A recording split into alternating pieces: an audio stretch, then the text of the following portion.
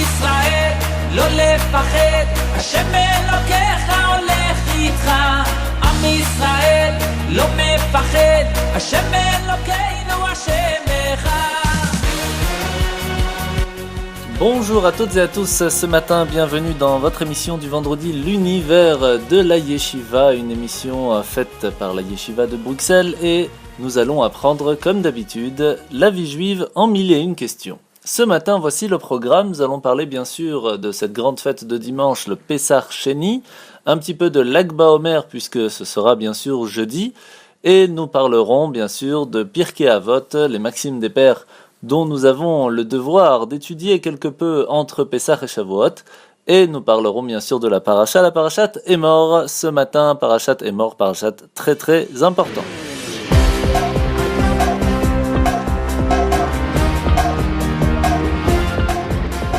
Commençons d'abord par Pessach Sheni. Pessach Sheni, un an après l'exode d'Égypte, Dieu nous ordonna, aux enfants d'Israël, d'offrir le sacrifice pascal, le Korban Pessach, l'après-midi du 14 Nissan, donc le soir du Seder de Pessach, et de le consommer ce soir-là, grillé dans le feu. Bien sûr, accompagné de la matzah et des herbes amères, le maror, comme on l'avait fait un an auparavant, juste avant de quitter l'Égypte, et on le fait encore jusqu'à aujourd'hui dans le Seder de Pessach.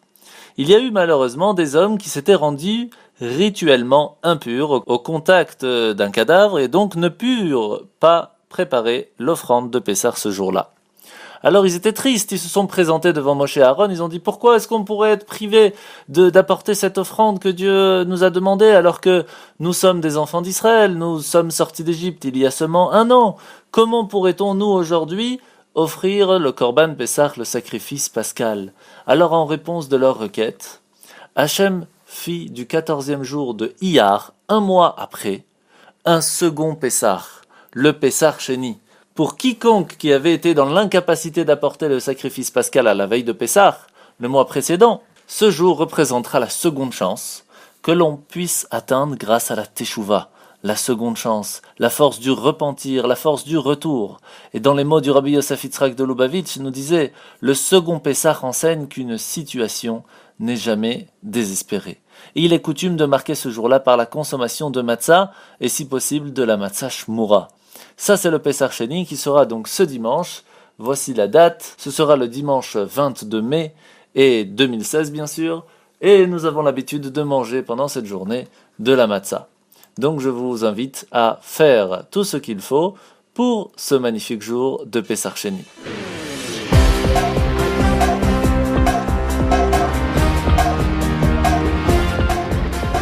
Parlons maintenant de cette fête de Pessach Sheni, c'est aussi la Hiloula de Rabbi Meir Baal Hanes.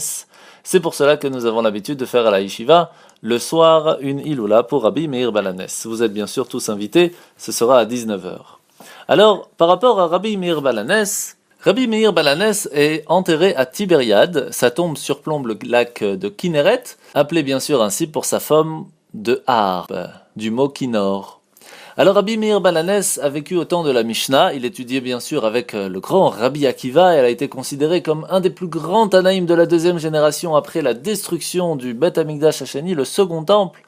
Et son nom Meir était en fait un surnom. Son vrai nom était Naori ou Micha, le nom de Meir lui a été donné pour la lumière qu'il apportait à ses élèves dans l'étude de la Torah, et on lui a rajouté plus tard le mot Baal Hanes qui veut dire le maître des miracles. Alors il y a une histoire magnifique par rapport à Rabbi Meir Baal Hanes. Rabbi Meir Baal Hanes a été appelé communément Baal Hanes, le maître des miracles, pour une raison bien spécifique, une histoire qui est en rapport avec sa femme, Brouria, une femme extraordinaire.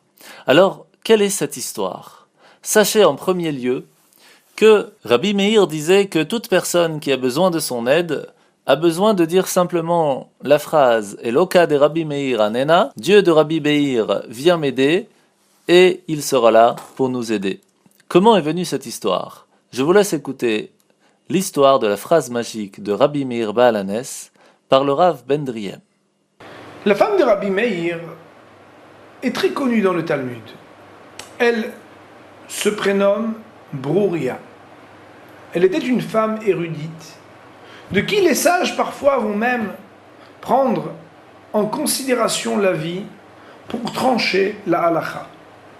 Elle était la fille de Rabbi Hanania ben Teradion, qui fit partie malheureusement des Harugé Malchut, de ceux qui vont mourir pour la sanctification du nom de Dieu, assassiné par force. Sa sœur avait été capturée par des non-juifs et mise en prison. Pendant plusieurs années, Brouria était très triste. Et un jour, elle s'adressa à son mari, Rabbi Meir. Comment peut-on laisser encore ma sœur tellement de temps dans cet endroit tellement mal fréquenté, cette prison? Ne peux-tu rien faire pour elle? Et la Rabbi Meir de dire, bien sûr, pourquoi pas? Je vais essayer de voir ce que je peux faire. Si c'est une tzadéket, c'est sûr que je vais réussir à la sortir de là. Alors Rabbi Meir de préparer une bourse pleine d'or, pleine de pièces d'or, et de partir. Bien entendu, il se déguise pour ne pas qu'on le reconnaisse. Et lorsqu'il arrive à la prison, il rencontre le gardien et lui dit « J'ai peut-être quelque chose pour vous, à condition que vous libériez cette dame. » « Mais je ne peux pas faire cela. J'ai trop peur qu'on me prenne. » « Oui, mais vous n'avez pas vu ce que je vais vous donner. » Et là, il lui montre la moitié de la bourse. Il lui dit, voilà, ça c'est pour vous. Et il y a ici une autre moitié, un supplément, que vous donnerez à ceux qui seront pour vous des barrières avant d'arriver à cette femme, pour arriver à elle ou pour la faire sortir. Voilà, vous distribuerez les pièces. Alors, ce gardien, très intéressé par la proposition du rabbi, lui dit, mais cher monsieur, et s'il m'arrive quelque chose, et si jamais j'ai pas assez de pièces, ou qu'on m'attrape, qu'est-ce que je vais faire? Alors, Rabbi Meir, de lui dire, eh bien écoute, si t'arrive quoi que ce soit, tu diras la phrase suivante. Ela'a de Meir aneni, Ela'a de Meir aneni, et tu seras sorti d'affaire. Vous imaginez bien cet homme de lui dire, mais comment est-ce que je peux savoir que ça va marcher? Et le rabbi, qui apparemment n'était pas présenté comme un rabbi, de lui dire, mais tu n'as qu'à voir. Il prit une pierre ou un bâton qu'il jeta vers des chiens enragés. Ces chiens arrivèrent vers lui pour le mordre, pour l'attraper, et pourtant, eh bien, ils ne purent rien faire. Pourquoi? Parce que Rabbi Meir de leur dire, Ela'a de Meir aneni, Ela'a de Meir aneni, et immédiatement, ces chiens repartirent comme s'il ne s'était rien passé. Alors là, notre gardien convaincu accepte de prendre cette bourse et de prendre sur lui la mission de libérer la sœur de Brouria, épouse de Rabbi Meir. Alors, cet homme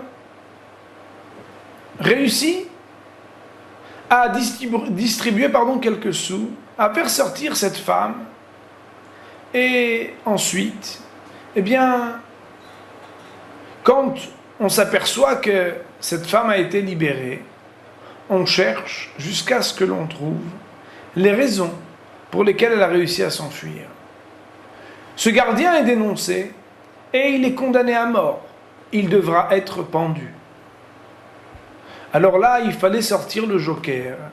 Et alors que la potence était prête, et que les spécialistes de l'exécution par la potence étaient prêts à activer, la potence ne marche pas. Une première fois, un deuxième essai, une troisième tentative, toujours rien. Tout le monde regarde, tout le monde cherche à voir comment ça marche, mais on se rappelle que cet homme, avant qu'on essaie d'activer la potence, avait crié « Ela'a de Meir aneni, Ela'a de Meir aneni ». Et là, on vint à lui demander quelques explications. Jamais ça nous est arrivé. Ça fait des années qu'on arrive à pendre tous les condamnés à mort. Comment est-ce que tu t'en sors? Qu'est-ce que c'est que cette phrase-là? Et là, lorsque on pourrait dire qu'on l'a cuisiné pour lui demander quel était son secret. Il révéla, en fin de compte, qu'il avait eu la bénédiction de quelqu'un qui, a priori, porterait ce nom de Meir, et qui était de parenté avec cette dame, qui n'était d'autre donc que Rabbi Meir Baal Hanes. Alors, on accroche la photo de Rabbi Meir partout dans la ville, wanted, demandé, recherché. Tout le monde doit essayer de trouver Rabbi Meir Baal Hanes et recevra une grande récompense. Un jour, quelqu'un vit passer Rabbi Meir. Alors là, il ne fallait pas le manquer. On lui court après, on essaye de le poursuivre. Mais notre Rabbi, il se débrouille bien. Il arrive à courir dans une petite ruelle. Et puis tout d'un coup, il a disparu. Le seul endroit où il a pu entrer, c'est un restaurant non cachère. Là-bas, Rabbi Meir s'assoit, ôte sa kippa, et lorsqu'il voit ces hommes entrer pour le rechercher, il s'assoit comme s'il avait commandé quelque chose de taref, de non cachère, plonge un premier doigt dans le mets, rapproche un second doigt dans sa bouche pour soi-disant goûter ce qui était non cachère, au moment juste où ces hommes le regardent.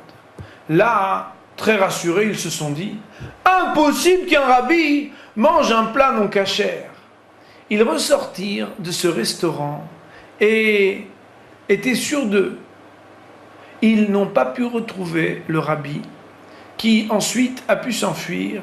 Et vous voyez bien, nos rabbanim ne sont pas seulement de grands sages, ils ont aussi la ruse de savoir préserver leur vie des mauvaises intentions des non-juifs. À très bientôt.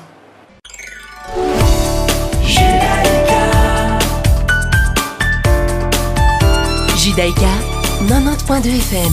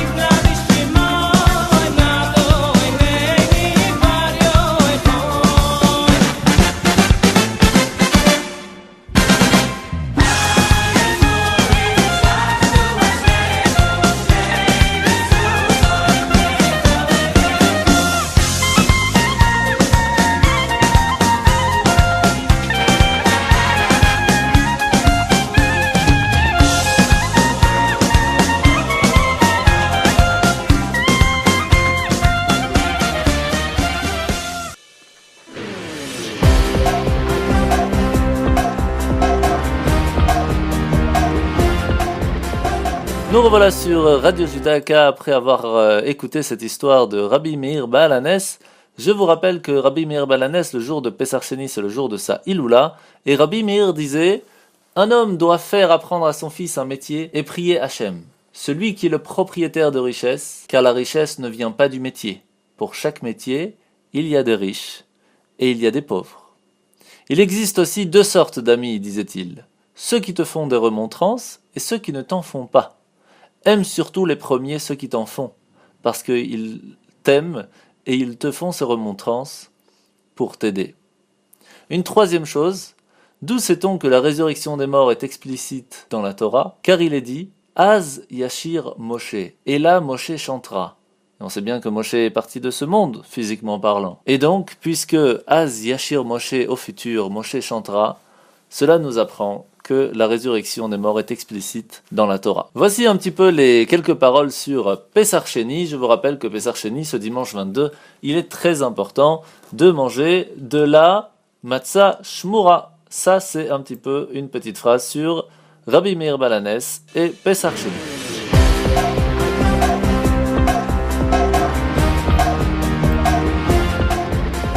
Bien, parlons maintenant de la fête de Lag BaOmer. Lag BaOmer sera cette année le jeudi 26 mai. Jeudi 26 mai, ce sera la fête du Lag BaOmer, le véritable Lag BaOmer, le 33e jour du Homer. Cette année, c'est un jour, dans la fête du calendrier juif, traditionnellement célébré par des sorties. La fête de Lag BaOmer est un jour très important dans le calendrier juif. Traditionnellement, nous célébrons par des sorties, par lesquelles les enfants jouent au tir à l'arc, des feux de joie, d'autres réjouissances, des barbecues. Eh bien, des milliers de juifs se rendent à Méron, dans le nord d'Israël, auprès du tombeau du grand sage et mystique Rabbi Shimon Bar Yochai, dont ce jour est la Iloula, l'anniversaire de son décès.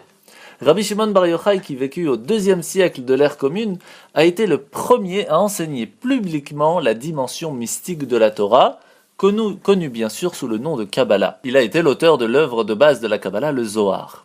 Le jour de son départ de ce monde, Rabbi Shimon Bar Yochai demanda à ses disciples de considérer le date de la Iloula comme le jour de sa joie, le jour de son départ de ce monde comme un jour de joie. Alors les maîtres chassidiques nous expliquent que le dernier jour de la vie terrestre d'un juste, d'un tzaddik, toutes ses actions, ses enseignements, son service de Dieu, ils atteignent un point culminant, vraiment le maximum de l'impact de leur vie.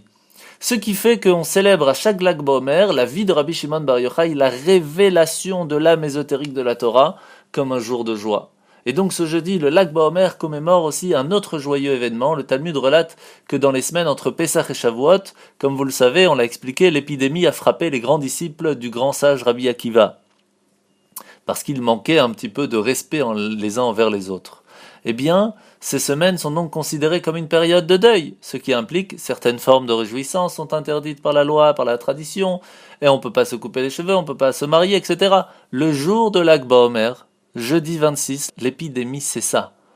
Ça s'est arrêté. C'est pour cela que ce jour porte le thème de Ahavat Israël, le devoir d'aimer, de respecter son prochain, car ce jour-là, les lois du deuil sont en pause. Et donc nous pouvons faire la fête le jour du 26 mai cette année, le jour de Lag BaOmer. Je vous propose maintenant d'écouter la force de la Ahavat Israël, la force du Lag BaOmer, avec le Rav Raphaël Halimi. Shalom Uvracha. Le traité Yebamot, dans le Talmud, nous raconte que Rabbi Akiva, l'un des plus grands sages du Talmud, avait acquis, après de longs efforts, et grâce à la chaleur qu'il dégageait, 24 000 illustres élèves qui l'accompagnèrent dans ces hautes sphères de l'étude de la Torah et de la pratique des mitzvot. N'oublions pas, Rabbi Akiva était ce sage qui avait connu la Torah bien tard dans sa vie et qui n'avait pas rebroussé chemin, qui n'avait pas peur des défis et qui avait justement réussi à amener cet entourage de fidèles élèves qui étaient, n'est pas besoin de le dire, l'un plus haut que l'autre. Et pourtant, le traité Yebamot nous raconte que Kulam metu beperek echad. Il vint un jour où ils moururent tous en une seule période. Mipnei shelo nahagu kavod ze baze, car ils ne se donnaient pas assez de respect l'un envers l'autre. Et c'est la raison pour laquelle, depuis la fin de Pessah jusqu'au 33e jour du conte du Homer vers Shavuot, la fête du Matan Torah, du don de la Torah, eh bien, cette période est une période en quelque sorte de deuil également, où nous ne devons pas nous couper les cheveux, ne pas écouter de la musique, ne pas se marier, car nous devons nous rappeler de cet épisode tragique qui a touché le peuple juif, Nous avons perdu d'illustres rabbinim qui auraient pu être les tenants d'une nouvelle génération et pour pouvoir donner au peuple juif une nouvelle renaissance. Mais que s'est-il passé exactement? Bien que le 33e jour du Homer, comme nous l'avons dit, eh bien, Pascou Lamout, comme nous dit le traité Yebamot, ils s'arrêtèrent de mourir, littéralement. La plaie se fut irradiée, cette épidémie s'arrêta. Et c'est la raison pour laquelle l'Ag Baomer, le 33e jour du Homer, est un jour de joie. C'est en l'occurrence aussi le jour de la Iloula, de la disparition physique de ce monde, de l'un des élèves de Rabbi Akiva qui, lui, ne fut pas touché par cette épidémie, Rabbi Shimon Bar Yochai, qui fut l'illustre innovateur et révélateur de la partie la plus profonde de la Torah, le Zohar, la Kabbale. Mais cet épisode quand même demande ici un éclaircissement, car Rabbi Akiva, ne l'oublions pas, était un sage du Talmud, très pragmatique et philosophe, mais il était surtout doté d'un grand cœur. Il disait que ce qui est écrit dans la Bible, Ve'ahavta l'erach kamocha, tu aimeras ton prochain comme toi-même, Zeklal gadol batorah, c'est un grand principe dans la Torah qu'il ne faut surtout pas prendre au dernier degré. Il faut être véritablement méticuleux sur l'amour que l'on donne à l'autre, de la même manière qu'on pourrait se le donner à soi. Entre parenthèses, il faudrait d'abord apprendre à s'aimer afin de pouvoir aimer l'autre. Donc apprendre à connaître l'être que nous sommes pour encore mieux approcher son prochain. Mais en tout état de cause, Rabbi Akiva était le fer de lance de cet amour du juif, du prochain.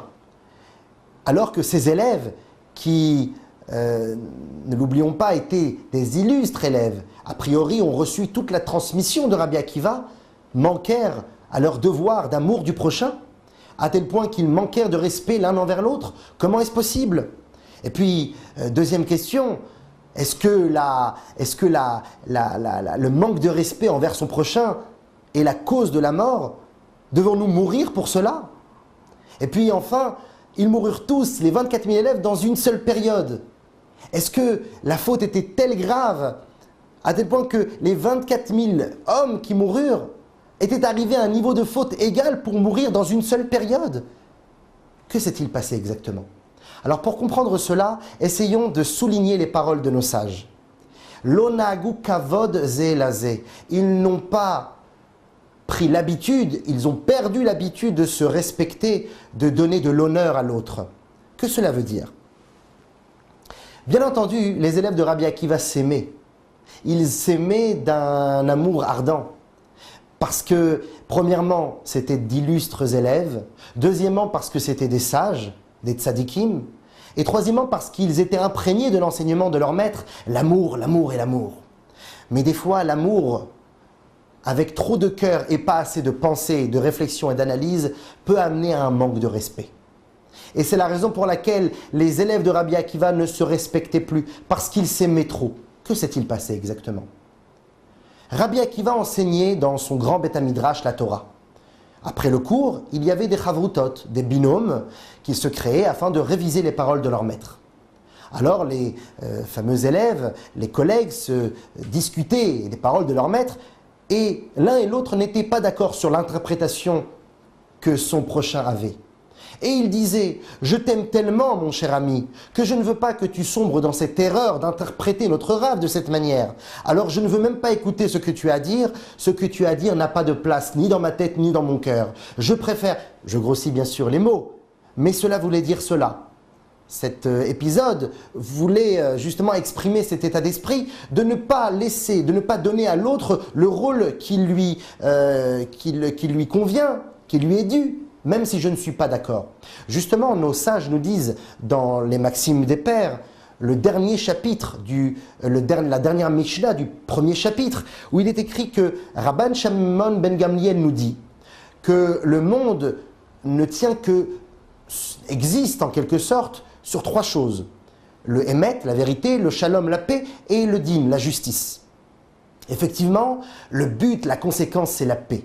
Dieu a créé le monde pour la paix, et grande est la paix face au Créateur. C'est la raison pour laquelle la génération du déluge fut détruite, alors que la génération de Babel, elle, ne fut que dispersée. Parce que la génération du déluge, bien qu'il ne se révoltait pas contre Dieu, ne s'aimait pas. Alors, grande est la paix face à Dieu. Mais pour arriver à la paix, il faut aussi reconnaître la vérité de l'autre. Effectivement, il n'y a qu'une seule vérité, suprême. On appellera ici cela la réalité. Mais afin d'arriver à cette réalité suprême, on doit passer par différentes façons, différentes manières, différentes approches de percevoir la réalité. C'est la raison pour laquelle chacun aura sa façon de voir la réalité et pour lui, elle s'appellera sa vérité. C'est pour ça que si j'essaye de me mettre à la place de mon prochain et d'essayer de percevoir avec ses yeux comment il voit le monde et comment il aperçoit la vérité, eh bien, sûrement, ironiquement, je ne serai pas plus d'accord avec celui qui se trouve devant moi, qui est en réalité moi-même. Parce que lorsque l'on se met dans l'état d'esprit de l'autre, qui a une éducation telle, qui a reçu un acheminement un tel, et qui a grandi dans une ambiance encore différente de la mienne, eh bien lorsque je me mets dans son état d'esprit, alors là je peux peut-être comprendre pourquoi il arrive à cette conclusion, bien que je ne suis pas d'accord. La même chose dans les couples. Pourquoi malheureusement aujourd'hui on arrive à tant de divorces, tant de disputes, alors qu'a priori les gens s'aiment? Mais malheureusement, ils s'aiment sans semer. Je veux dire par là que l'amour doit être une conséquence. Elle ne doit pas être un but en soi. L'émotion doit venir après une réflexion intellectuelle, une analyse profonde de la situation.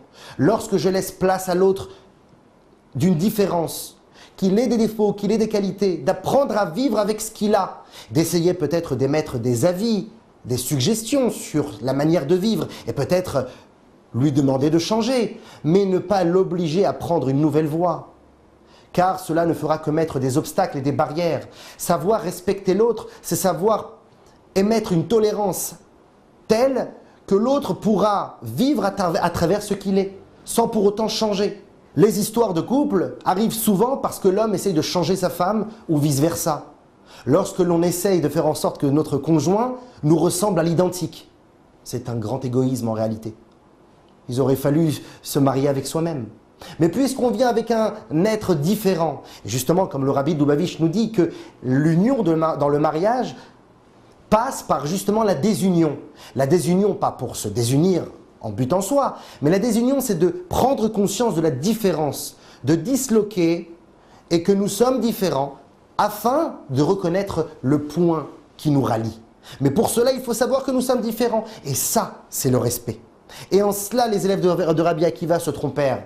Ils s'aimaient tellement qu'ils bafouèrent le respect, la crainte et le fait de laisser la place à quelque chose de différent, à un avis différent du sien. Judaïka, la voix de toute la communauté.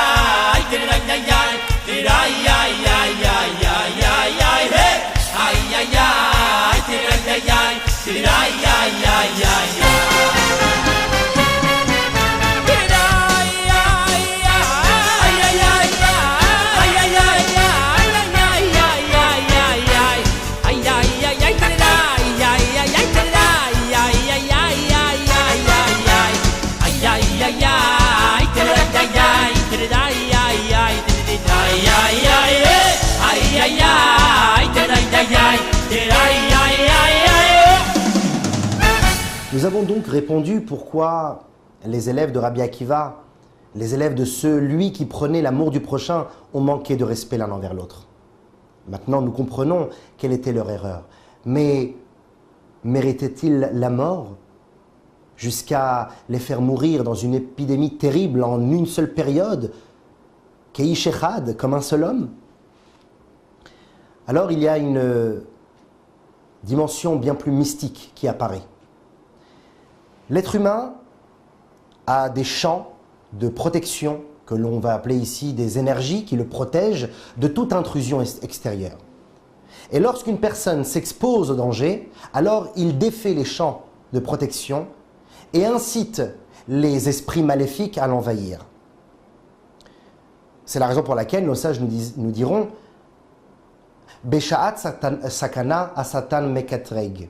Au moment du danger, le mauvais penchant, l'ange du mal, accuse et émet des mauvaises ondes. Parce que c'est au moment où nous sommes le plus vulnérables qu'il attaque. Prenons le cas maintenant des 24 000 élèves de Rabbi Akiva. Ces élèves avaient une force, c'était l'amour du prochain. C'était leur champ de protection. Mais maintenant qu'ils avaient bafoué ce champ de protection, en bafouant le respect qu'ils se devaient l'un envers l'autre, eh bien leur champ de protection, le rideau fut baissé et laissa place à un esprit maléfique qui s'attaqua aux plus faibles. Mais étaient-ils tous faibles? Oui. Car la mystique juive nous dira, et c'est appuyé par le traité de Jérusalem dans Sanhédrin, nous dira que le chiffre 24 est un chiffre qui fait référence à la rigueur. À la rigueur et à la sévérité. Et à l'esprit du mal qui peut avoir emprise et qui peut émettre un effet négatif. Effectivement, s'ils avaient été 24 000, mais qu'ils n'avaient pas bafoué leur amour ou leur respect du prochain, s'ils avaient mieux compris comment aimer l'autre, c'est d'abord de le respecter, comme nous dit le Tanya dans le chapitre 41. L'amour, c'est le but, mais pour y arriver, il faut d'abord la crainte. Il faut d'abord le respect, la structure, la discipline. L'amour n'est qu'une conséquence. L'amour est un travail en soi, mais qui doit être le fruit d'un travail précédemment fait. Ils ont bafoué cette idée. Alors, leur champ de protection se leva et laissa place au Satan qui s'attaqua à leur faiblesse de 24 000. Et parce qu'ils étaient 24, alors ils furent exterminés malheureusement pendant cette période de Sfirat HaOmer, du conte du Homer, qui est une période de rigueur. De rigueur parce qu'il y a une discipline. La rigueur ici, ce n'est pas la méchanceté, mais la discipline de pouvoir compter chaque jour une mida différente, un attribut, un trait de caractère, les 49 traits de caractère de l'homme, cette discipline, cette hiérarchie de l'âme est faite pendant la Sfirat HaOmer et ils furent justement attaqués pendant cette période et par le fait qu'ils étaient 24 000 exactement. S'ils n'avaient pas échoué dans le travail du respect envers l'autre, il ne leur aurait rien arrivé parce que bien qu'ils soient 24 000, leur champ de protection aurait été suffisamment protecteur. Eh bien c'est cela, chers amis, l'Akba Omer. L'Akba Omer, c'est de pouvoir émettre un amour réfléchi, bien sûr plein de cœur, plein de chaleur, mais un amour qui doit être basé sur une réflexion intellectuelle, sur une structure de l'âme, sur une structure de l'intellect. Nous ne sommes pas des animaux pour émettre tout bonnement. Nous devons savoir là où nous allons. C'est la raison pour laquelle, lorsque Rabbi Shimon Bar Yochai, qui est l'illustre Iloula pendant l'Akba Omer, l'élévation de son âme ce jour-là est énorme, et puis c'est le révélateur de la profondeur de la Torah. Il resta 12 années dans la grotte pour se cacher des Romains et étudia le Zohar avec Eliyahu Hanavi. Et puis lorsqu'il sortit avec son fils Eliezer, ils virent 12 années s'étaient passées et le modernisme avait envahi le peuple juif et les gens n'étudiaient pas, n'étaient plus affairés à l'étude de la Torah et à la pratique des mitzvot comme avant. Eliezer en fut complètement bouleversé et il jeta des sorts autour de lui. Alors Rabbi Shimon lui dit « Mon fils, retournons dans la grotte car nous n'avons pas véritablement compris ce que la profondeur de la Torah nous demande. C'est de pouvoir adapter le très haut avec le très bas.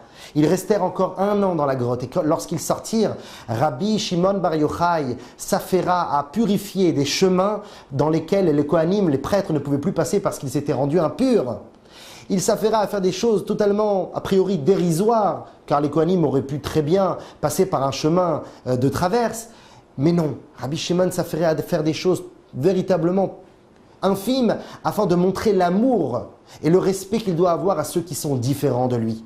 On voit aussi cet état d'esprit chez Rabbi Shimon Bar Yochai lorsqu'un jour, ses élèves vinrent le voir et lui dit « Cher maître, un de nos collègues, un de tes élèves, s'est malheureusement détourné de la Torah, il est devenu très riche, il fait des affaires. » En réalité, ils étaient jaloux. Alors Rabbi Shimon leur a montré une vallée. Et il a dit « Vallée, ô vallée, transforme-toi en or et en argent et en bijoux. » Et puis ils virent une montagne de trésors devant eux. Rabbi Shimon leur dit « Écoutez, vous pouvez prendre. Mais lorsque vous prendrez votre part, eh bien, vous détacherez une partie de votre monde futur.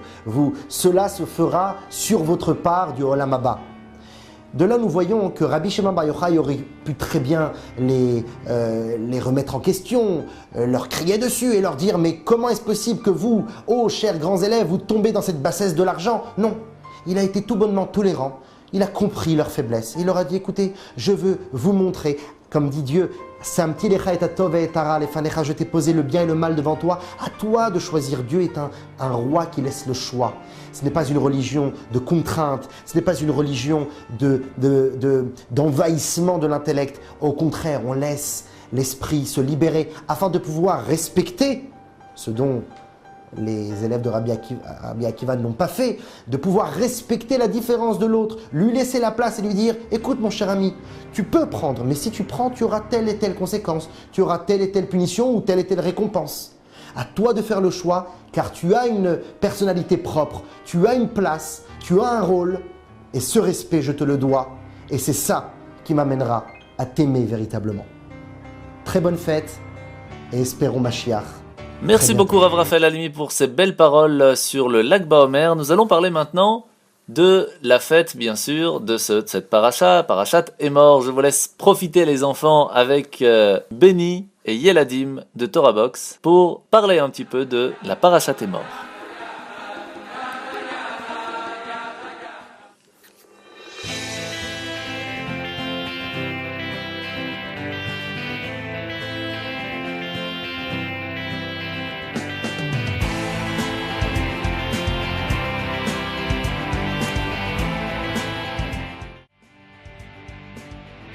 Bonjour les amis, je suis content de vous voir. J'allais justement commencer à préparer Shabbat. Mais oui, c'est quoi le nom de la paracha de la semaine? Paracha de la semaine, c'est Emor.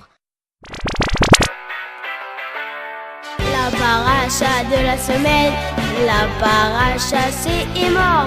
La paracha de la semaine, la paracha c'est Emor.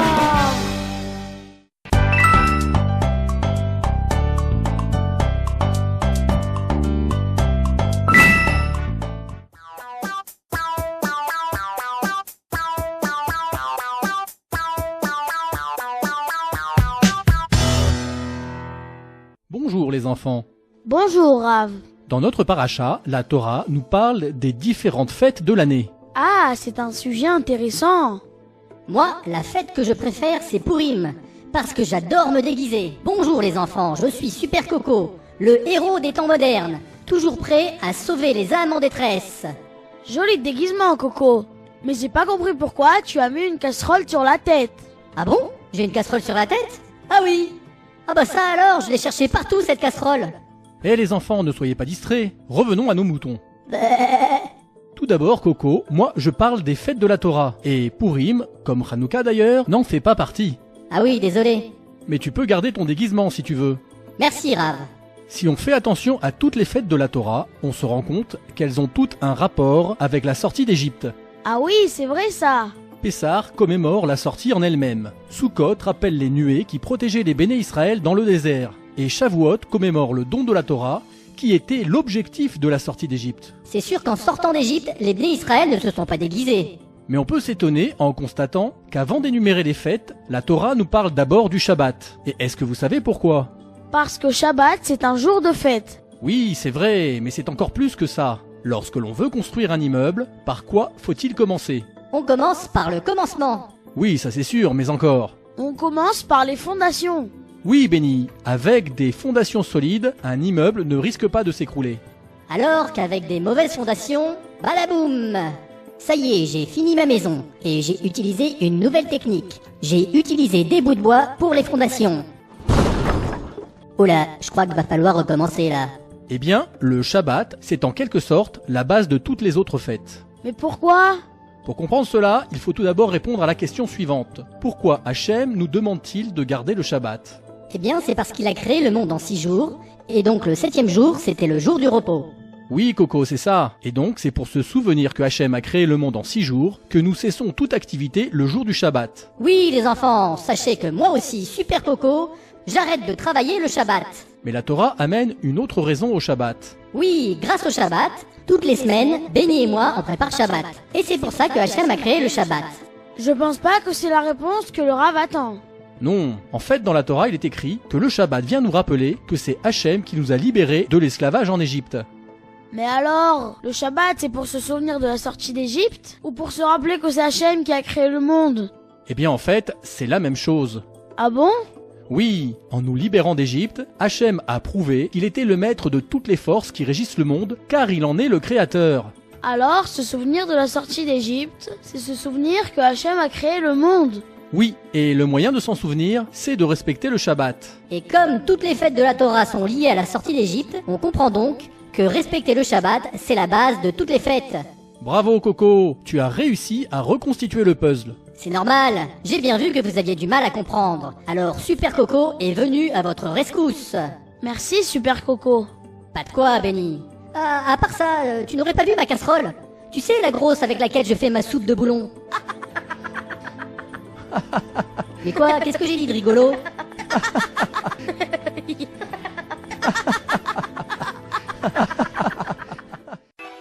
Shabbat Shalom les enfants. Retrouvez-nous sur radiojudaïka.be. Dis maman, c'est quand Ganhai? Du 4 au 22 juillet 2016? Je dois attendre si longtemps? L'année dernière, l'été s'est déroulé à une vitesse folle à Ganhai. J'ai tellement de merveilleux souvenirs. Chaque jour était une nouvelle surprise.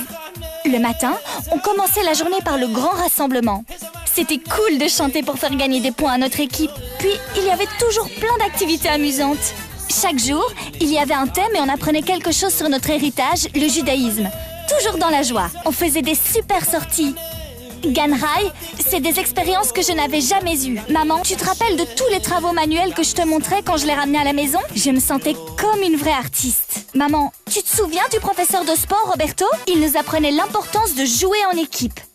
Il nous montrait plein de trucs à faire avec le ballon de foot. Je me rappelle encore ce clown amusant qui nous entraînait dans la magie du cirque. Et oui, aussi le monsieur qui venait faire avec nous des bulles géantes. C'était formidable. Je me suis fait plein de nouveaux amis l'année dernière. Et les monitrices nous apprenaient à être solidaires et à penser à l'autre. Ça s'appelle Arafat Israël. Les monos étaient tellement sympas, si gentilles et attentives. Elles écoutaient tout ce qu'on leur racontait. Elles nous donnaient beaucoup de confiance. Je me sentais tellement épanouie. Maman, c'est quand encore Ganhai cette année? Du 4 au 22 juillet 2016? Ok, je le note sur mon calendrier. J'ai hâte d'y aller. Maman, n'oublie pas de m'inscrire s'il te plaît.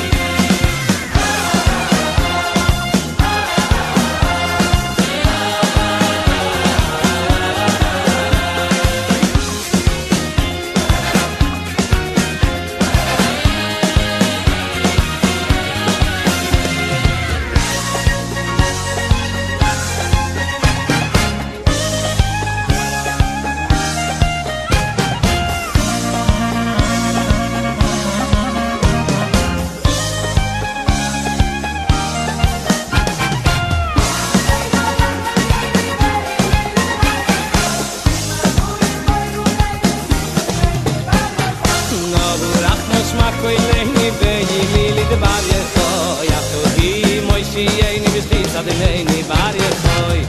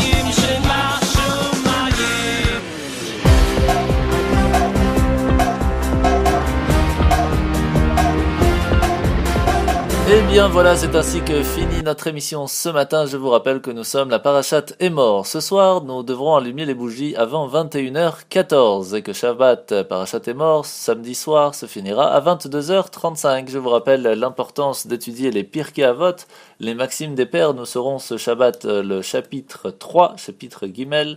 Et je vous souhaite donc à tous et à tous de passer un très très bon Shabbat. Je vous rappelle les dates cette semaine très importantes. Le dimanche 22 mai, nous serons le 14 Iyar, la fête de Pesach Sheni, où il ne faut surtout pas oublier de manger de la matzah shmura. Le 26 mai, le jeudi 26 mai, nous serons la date du Lag BaOmer, et donc il est important d'être joyeux cette journée. Je vous souhaite à toutes et à tous de passer un très très bon Shabbat, et bonne fête de Pesach Sheni et Lag BaOmer. Shabbat Shalom. ישראל, לא לפחד, השם אלוקיך הולך איתך. עם ישראל, לא מפחד, השם אלוקינו השם אחד.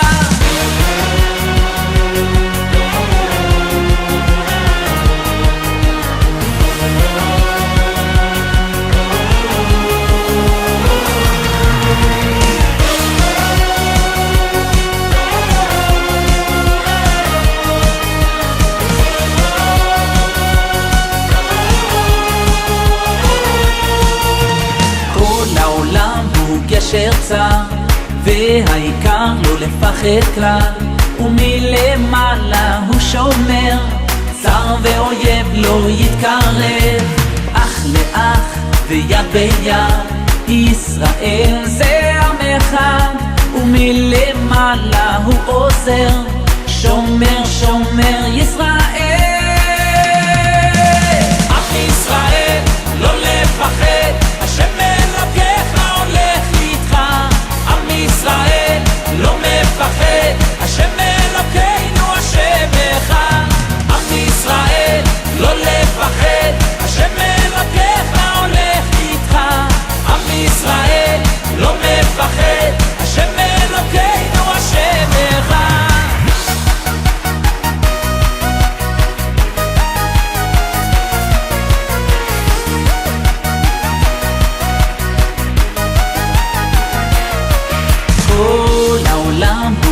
גשר צר, והעיקר לא לפחד כלל, ומלמעלה הוא שומר, צר ואויב לא יתקרב. אח לאח ויד ביד, ישראל זה עם אחד, ומלמעלה הוא עוזר, שומר שומר ישראל.